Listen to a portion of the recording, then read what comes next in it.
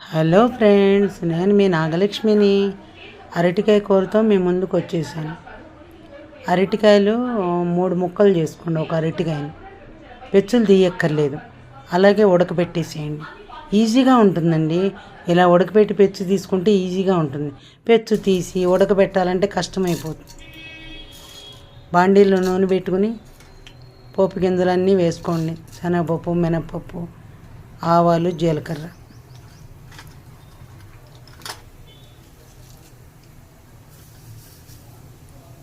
వేసుకుని బాగా కలియబెట్టండి.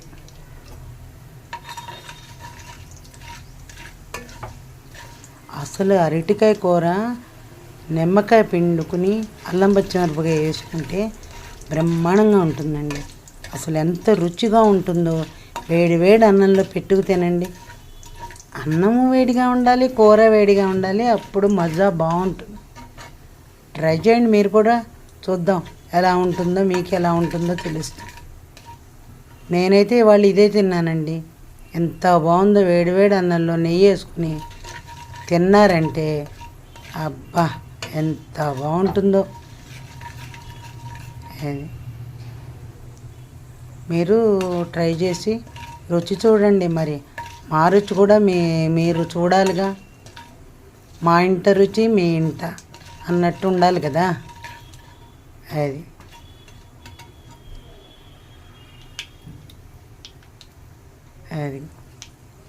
వేగిపోయినాయి. తిరగమాతంతా వేగినాక మిరపకాయలు వేయించాలి. మిరపకాయలు కూడా వేయండి.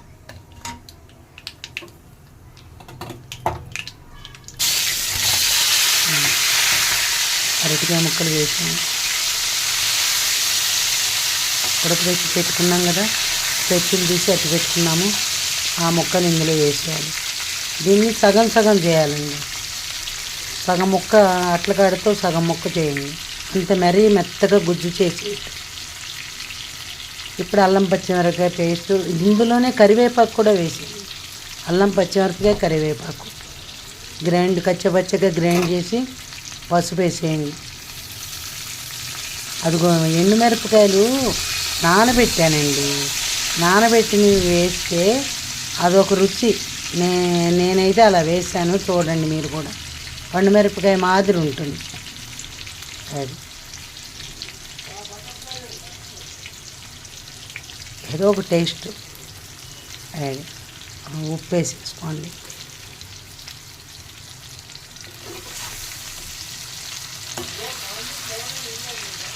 ఇట్లా అల్లం పచ్చిమిరపకాయ వేసినా కొద్దిగా కారం వేయాలి. కొంచెం కారం వేయండి అంతే. కొంచెం కారం వేసేసి అంతే తిప్పేస్తే కూర రెడీ. అరటికాయ కూర రెడీ. అంటే నిమ్మకాయ పిండాలండి లాస్ట్లో. చల్లారాక కదా నిమ్మకాయ పిండేది.